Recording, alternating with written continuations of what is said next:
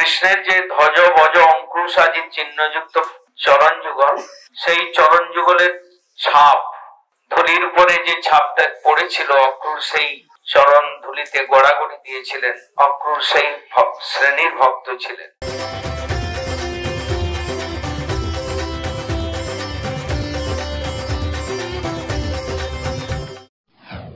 আমরা ব্রজমণ্ডল পরিক্রমার অন্তর্ভুক্ত হয়ে অক্রুরের স্থানে এসেছি।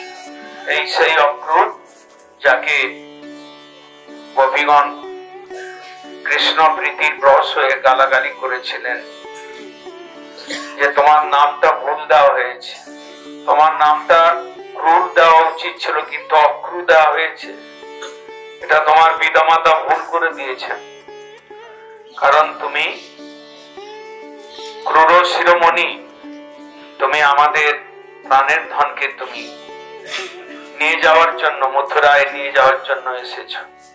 এই সেই ব্রজভূমি যে ধুলোয় কৃষ্ণের পদচিহ্ন দ্বারা শোভিত যে ব্রজভূমি, কৃষ্ণের যে ধ্বজ বজ অঙ্কুশ আদি চিহ্নযুক্ত চরণ যুগল, সেই চরণ যুগলের ছাপ, ধুলির উপরে যে ছাপটা পড়েছিল অক্রুর সেই চরণ ধুলিতে গড়াগড়ি দিয়েছিলেন।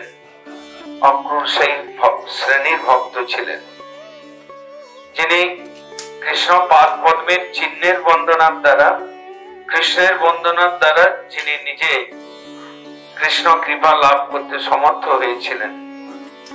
অক্রুরস্তু তৎ অভিবন্দনে, অক্রুর ভগবানের পাদ পদ্মের বন্দনের দ্বারা তিনি কৃষ্ণের কৃপা লাভ করেছিলেন।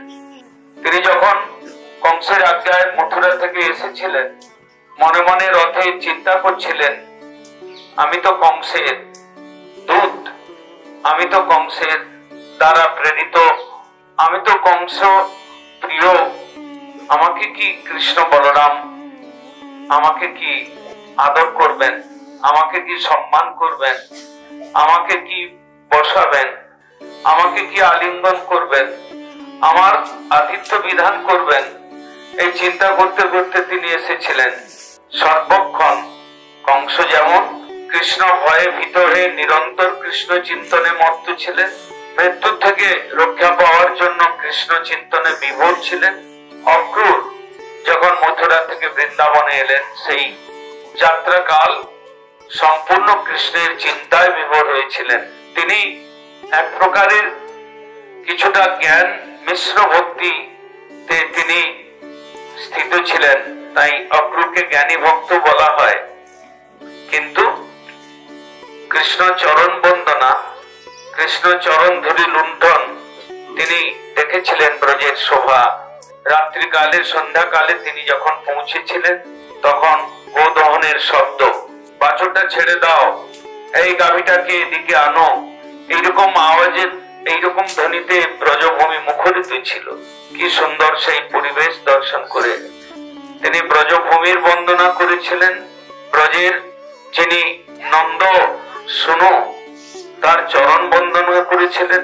তার যা কিছু রথে চড়ে তিনি যা কল্পনা করেছিলেন, চিন্তন করেছিলেন, সবকিছুই প্রাপ্ত হয়েছিলেন কৃষ্ণ এবং বলরামের দ্বারা।